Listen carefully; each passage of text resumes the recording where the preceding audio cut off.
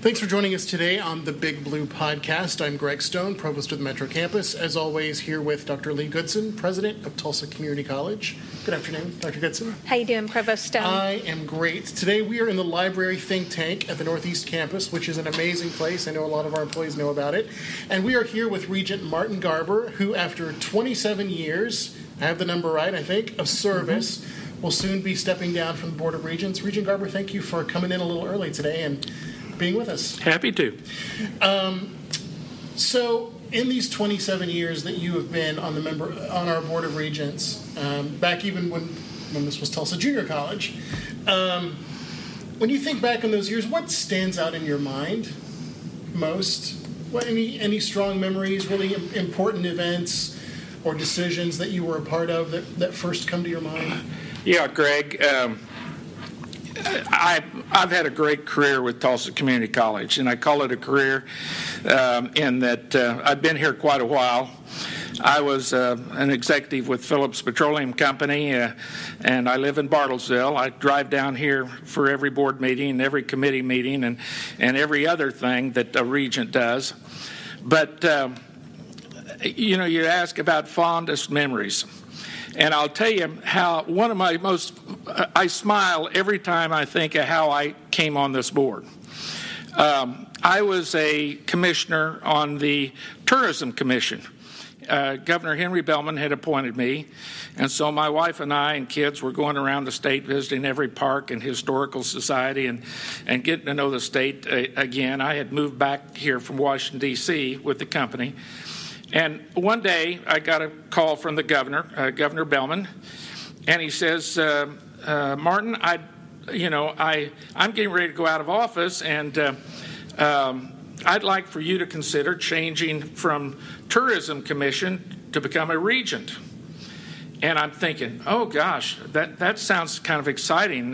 I'm sure he's going to appoint me to the board at OU, and I'll be sitting there on the 50-yard line of all the football games and all the basketball games, and it'll just be so much fun going back to my own university. And the next breath, he said, well, I'm going to appoint you to Tulsa Junior College Board. And I said, Tulsa Junior College? I didn't even know Tulsa had a junior college. But at the same time, he told me our president, Glenn Cox, was going to be appointed to the state regents. And I said, well, Governor, I really appreciate it. Give me a day or two to think about it. So I went to our library and started looking, who was Tulsa Community College and what did they do? And then our president and I huddled, and we made a conscious decision as a company that we would become more active in our state's education policy. And what we decided to do, he would go on the state regents and I would go on the Tulsa Junior College Board, because we made a decision that Tulsa Junior College was a perfect segue from high school to college, and we would see some of the major policy issues that our state had needed to be able to grow and expand in those two positions.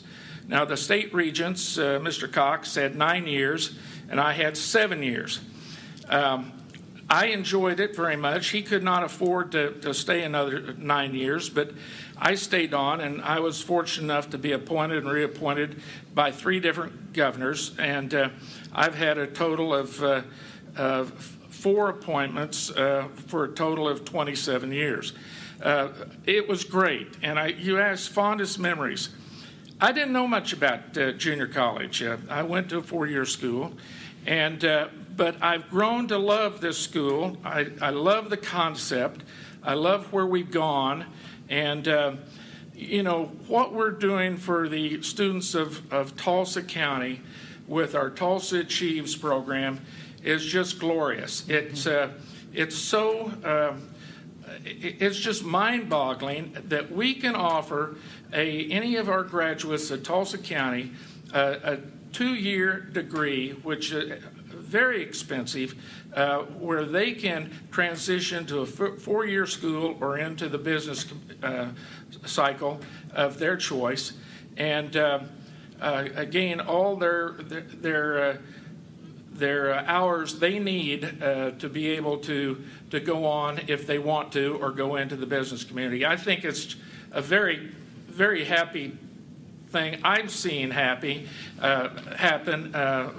over my career here at Tulsa Community College.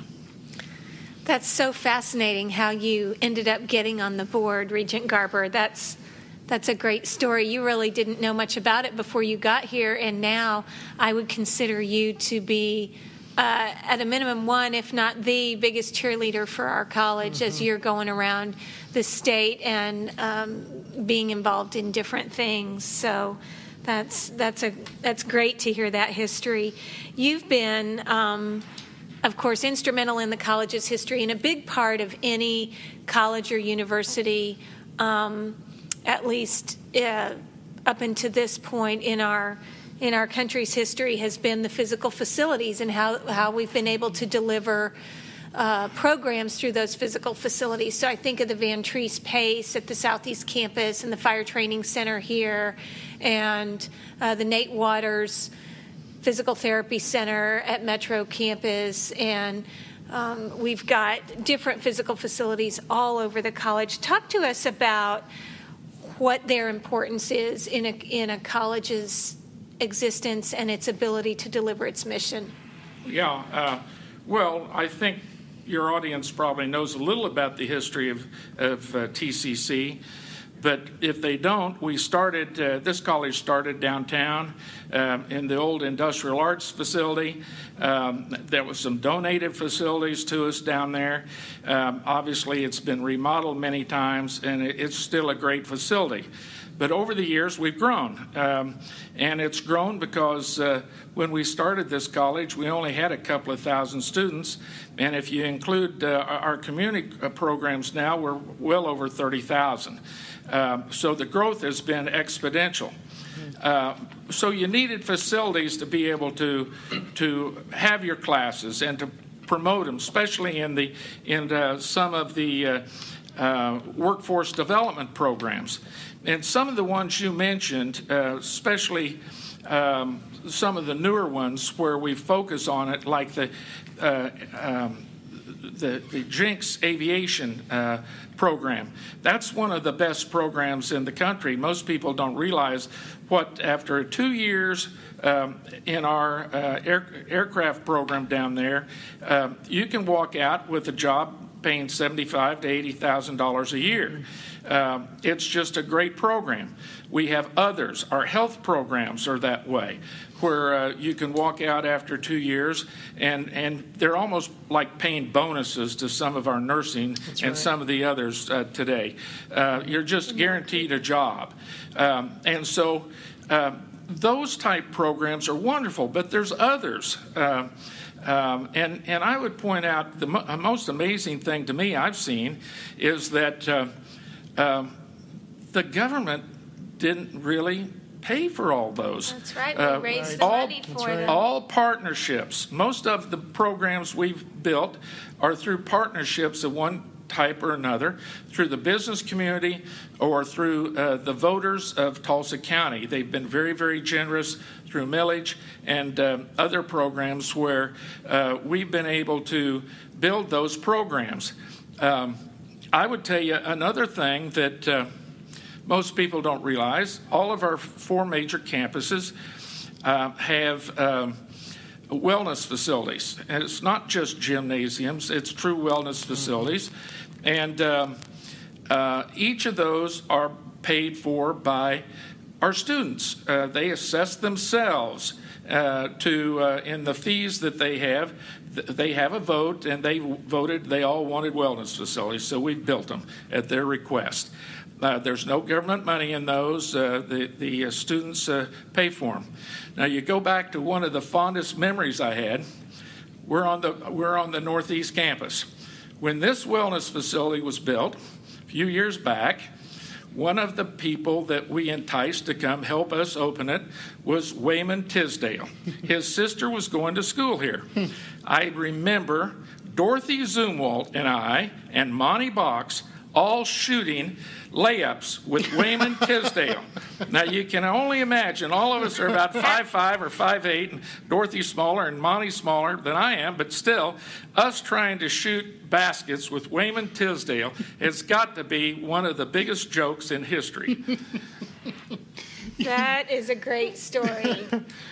I would love to see footage of that if someone was recording it. Yeah, but did I don't you know, record maybe. it? Well, there are some pictures out there. Okay. Some of us don't show them too often. Yeah, we may have to get those. Well, you mentioned government funding, and just so people who are listening know, we're sitting here waiting with bated breath for the legislature to come up with a budget for the coming fiscal year. And obviously we could spend hours talking about this particular issue, Regent Garber, but given your expertise with the state legislature and government policy, can you give us a sense of what we can expect, not just this year from the legislature, but maybe in the coming years?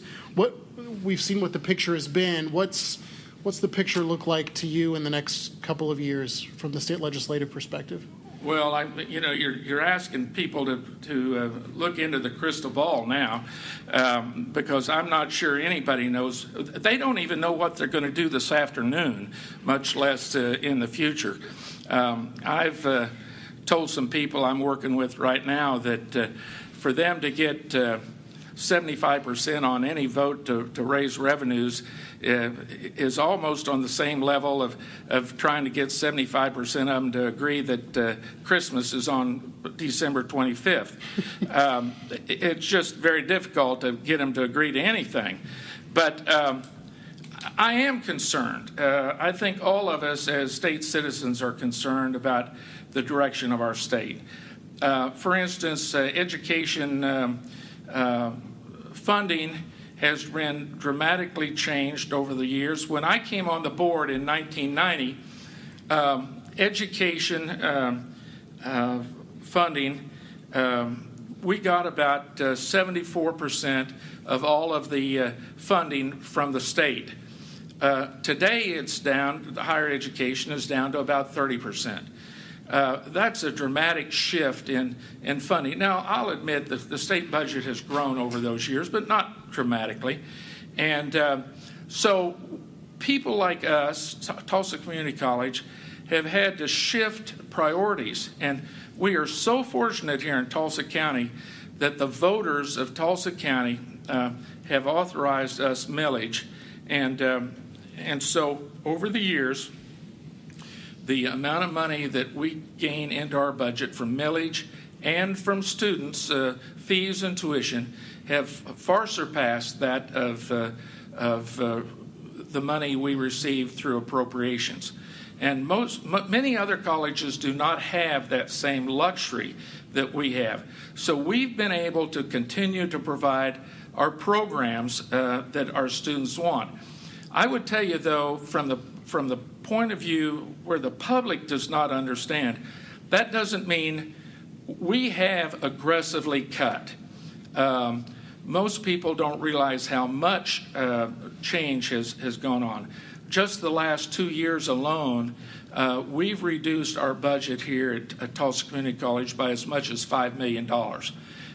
We've done that through an aggressive program and looking at the programs we've significantly cut back those, and regrettably we've had to downsize our employees through retirements and even some layoffs, and that always hurts because we've got good people here, and you hate to see good people have to go find another job someplace else.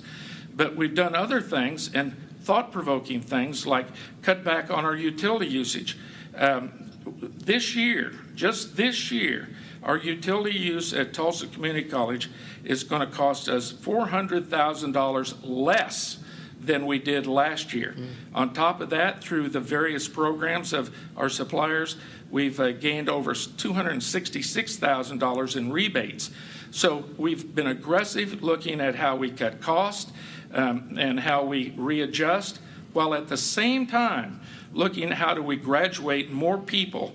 And that is a whole nother discussion, our new Pathways program, and how we expand and help our students get through school. And we're working hard at that because our students as well as our faculty know, there are some stumbling blocks for all students, and we're trying to address those, especially in some of the early reading and math programs, how we expand the student opportunity to move forward.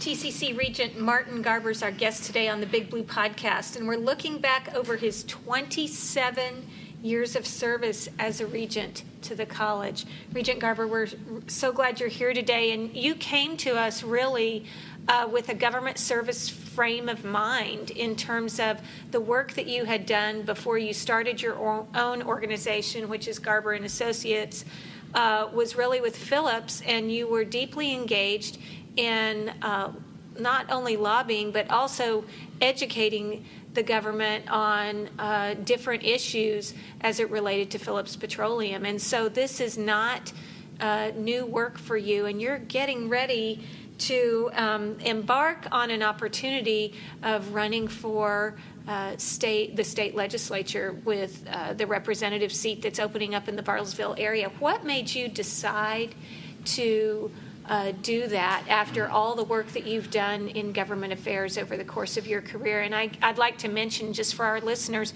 you've also been instrumental for the college. You are the regent that we call when we need some help at the Capitol, and you are chair of our Community Affairs Committee and help us organize that type of work. So talk to us about, at this point in your career, you deciding to take on that adventure.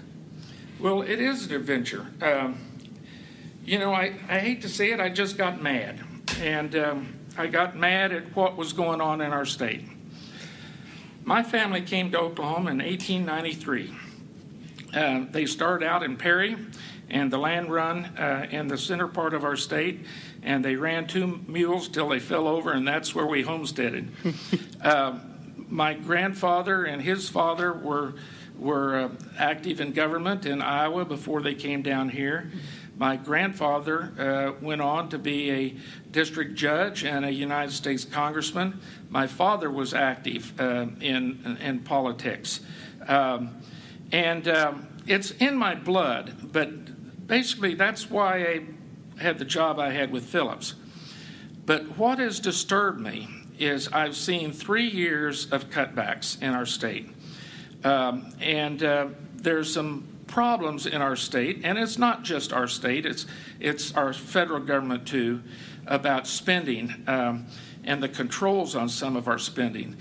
But the only way a state can really control their budgets is to continue to grow. And we have done very little in Oklahoma over the last 3 or 4 years growing. It's pretty easy to run a state when you have crude oil at $100 or $120 a barrel. And quite frankly, some of the legislators and the government officials at that time made some decisions and passed on some benefits to people that just got out of hand.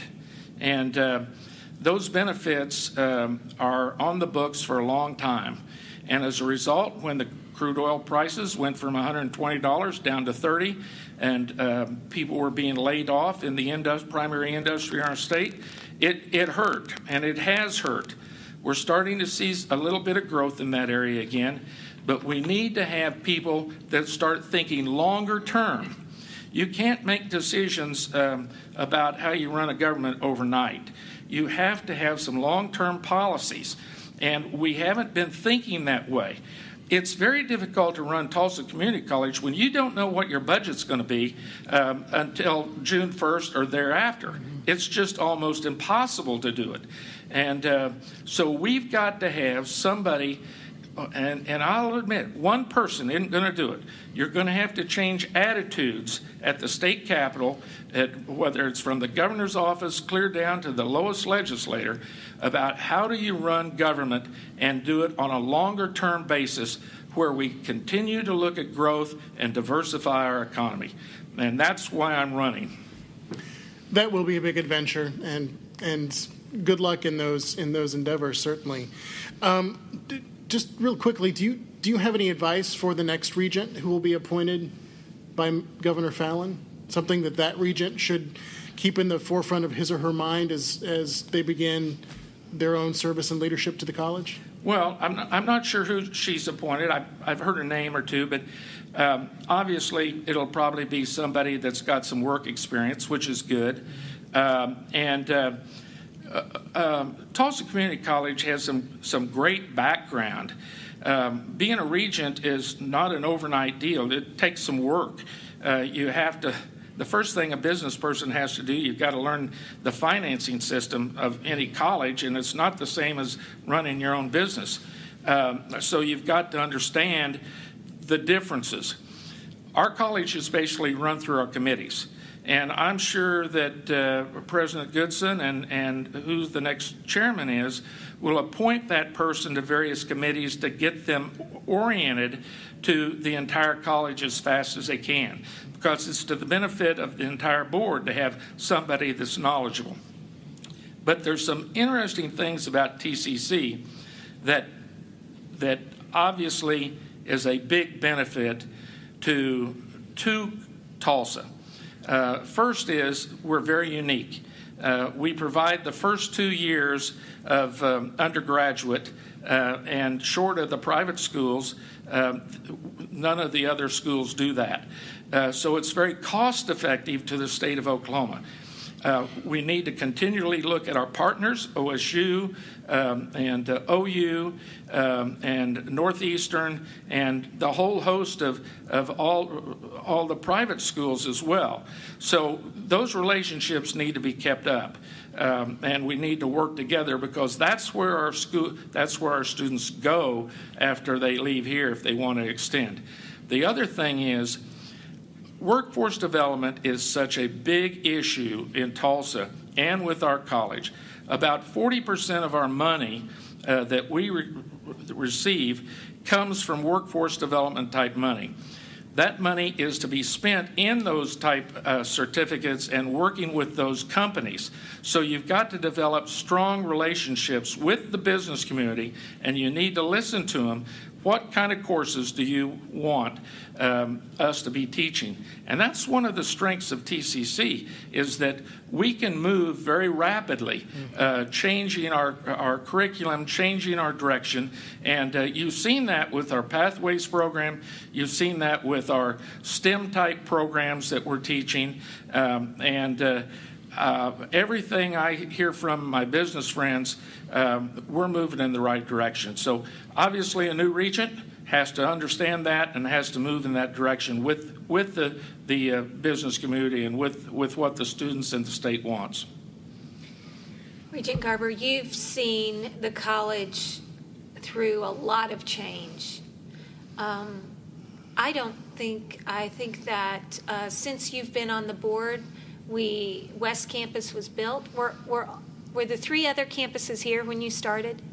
Metro was, and we had just started Southeast and this campus. Both all of our campuses have had tremendous growth. Yes. I find it. Gosh, I hate to say this because it wasn't very fun, but I was the chairman when we opened Metro, the West Campus, and it was a very hot day when we had a groundbreaking out there, and the governor flew in his helicopter, and we were all sitting there in folding chairs out in the dirty dust, and when the helicopter came, we were all brown. And it was so hot, and we were giving speeches, and the governor, and right during the governor's speech, one of the guys in the front row, one of the business leaders from that part of town, from Sand Springs, fell over, and we had to stop the speech and call the ambulance and take him away. It's sad, but the chap passed away because of a heart attack, but things like that happen. But we went on with the dedication, and the West Campus has become a great facility for us. We have some great programs out there. Yep. But the same way with the Southeast Campus, the same way with this one, one of the big controversies we had here was on this campus was what to name the now Enterprise building, because it does look like the Starship Enterprise if you look at it from down below. Is that the history of that that's name? exactly it. I had no idea. That's hilarious. So And the Southeast campus has grown tremendously with the nursing and everything else out there. So it's just, the campuses have grown. Look at the growth we've got in Owasso today, and that's amazing. 100% partnership. And the cost factors of that is probably as low as any campus we've got today, what we pay with the VOTEC people on our utility bills out there. The Enterprise building. Now I know. Well, Regent Garber, we're just about out of time. There's a final question that we ask each one of our guests, and that is, if you could go back in time and give advice to your 18-year-old self, what would it be? A tough question, It's and always a fun question. it's always the hardest question of the interview. Well, I don't know. I had a great career. I went to a very good high school in Bethesda, Maryland. Matter of fact, the same school David Bourne and I both went there at the same time. Where our fathers were both in government. His father was a congressman, and mine worked for Eisenhower. So I grew up. I'm from a one-room schoolhouse in Oklahoma, but somehow I went from a facility that had 38 kids to one junior high that had 1,000. And so sticker shock. But you transition. People transition. They can transition into anything. You go back in time and you read novels about what, the 1800s and how 14-year-olds were doing men's work. I mean, people can transition to anything. I transitioned. I was an athlete. I was on the golf team. I went to a school to play golf, but I got a very, very good education at OU. I was on the Dean's Honor Roll and graduated and went on to do something else with my life. But, I would leave your audience, especially the students, you can do anything. You get a good education, and if you work hard enough, you can do anything, and you can transition your life into something new, just like I'm doing. I don't need to run for the legislature. I've retired 3 times, and I don't need to do this. I don't need the money, but it's something I want to do, and I'm willing to work for it to make our state better. All of our people can do that too. If you get a good education and work at it, you can become anything you want to be. That is great That's a great advice. reminder. That's great advice. Thank you. You've been listening to the Big Blue Podcast today. We want to thank our guest, Regent Martin Garber. Regent Garber, thank you so much for that great trip down memory lane. That's a lot of years to serve on a Board of Regents and a lot of responsibility and a great public service. So not only for joining us today, but also for your years of service and your leadership at Tulsa Community College. We want to thank you for joining us, too. Remember, you can catch the Big Blue Podcast each week in the week at TCC and on the Creativity channel at YouTube. Dr. Stone, thank you. Thank you. Regent Garber, thanks again. Happy to be here. All right. Have a great week. See you Thank next you. time. Bye.